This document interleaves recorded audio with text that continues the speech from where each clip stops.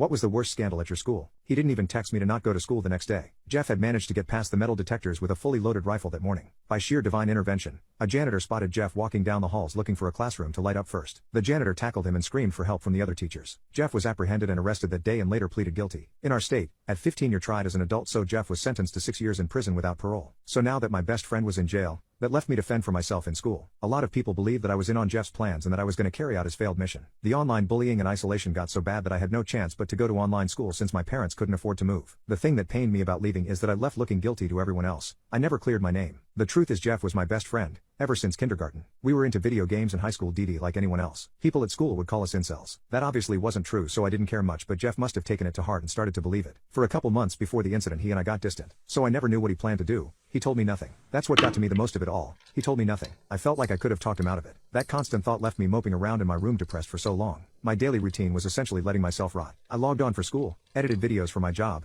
played video games until night. Then I would order food and binge eat every night because it comforted me like nothing else. I would be so stuffed that it would make me lethargic, and doing that was the only way I could go to sleep. Ever since that day I became a sort of insomniac. Every time I closed my eyes I imagined Jeff squeezing the trigger against my forehead. It was also during this that I started gaining weight. For months I was constantly bloated, and most of my nights I spent with my eyes wide open and tears bawling down my cheek. The thoughts of everyone talking about me constantly revolved around my mind. My mom had to hold me down sometimes for my breakdowns. What was worse was that I was having a lot worse mood swings the more I ate during the night, and I was slowly developing night eating syndrome. One day though, I stopped crying. While I was doing online school, my mom said there was a package for me. When I checked it out, it was a gift basket. I got scared at first because I thought it was one of the prank gift baskets, where they fill it up with joke things like Fluffy's racist gift basket to G. Riley. When I opened it, I was pleasantly surprised. There were bath bombs, flowers, Legos, night food, and the book Sun and Steel. I was so confused, there wasn't even a note or letter, anything to tell me who gave it. But then I realized that his sister must have given me the basket because every time I went to his house she was always building Legos. That girl was hurting and knew that I was hurting too. I never had her contact info, so I couldn't thank her, and I was too scared to even visit her house. I needed to show her that we could come out of this situation as stronger people. I started pacing around my house like a madman. Something needed to change. I sat down that night and I just started writing. Writing how insecure my bloated skinny fat look made me, that I needed to lose my love handles and my face fat. Spending all my money on food and my time on video games wasn't worth it. Instinctively, I almost ordered food to eat while I wrote, but I remembered I had the night food cookies, and since my crush gave it to me I could not eat them. I started scarfing down the chocolate chip ones like I was running out of time, and they were surprisingly good. That's coming from someone who hates Chips Ahoy. I kept eating and writing, and then it was like I blinked my eyes. I woke up. I looked around me. I must have fallen asleep on my chair while I was writing. I looked around and thankfully I didn't end up ordering food. But I also didn't even sleep in my bed. When I got up I stretched so hard that I had to go on my tippy toes. That was the best sleep I had in a long time.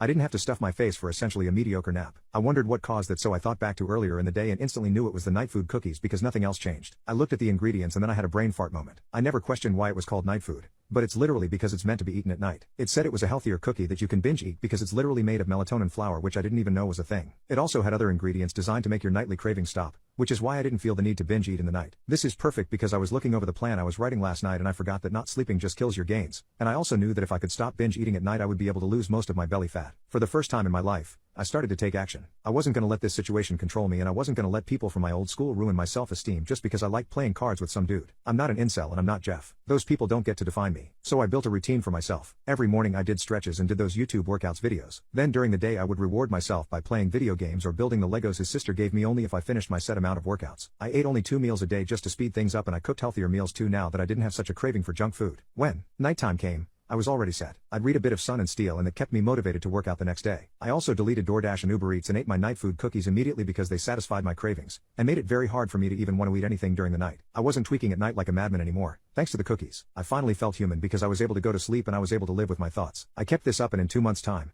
I was already looking leaner. My love handles were gone and my face fat slimmed down. Working out and stopping my nightly binge eating truly changed my life. I'm glad I didn't get any worse. I decided since the school year was ending, I was going to see my friend's sister because I wasn't scared anymore. I went and bought her flowers and then 2 mini Lego sets, all as a thank you for helping me when I needed it most. I walked over to her house and I saw a big real estate sign in her yard. They had sold the house and moved away. The worst part was that I didn't know her Instagram, her Snap, not even an email. I felt so disappointed. I just spent a lot of time sitting on their curb just thinking about it all. Ultimately I was grateful for her. She helped me in more ways than I could have imagined. She gave me night food and things that made me okay with being myself, like Sun and Steel that gave me the strength to transform my body. I hope she's in a much better place now, away from her brother, away from me, away from school, anything that would tie us back to her brother. You know, I was okay with that. I'm happy for her.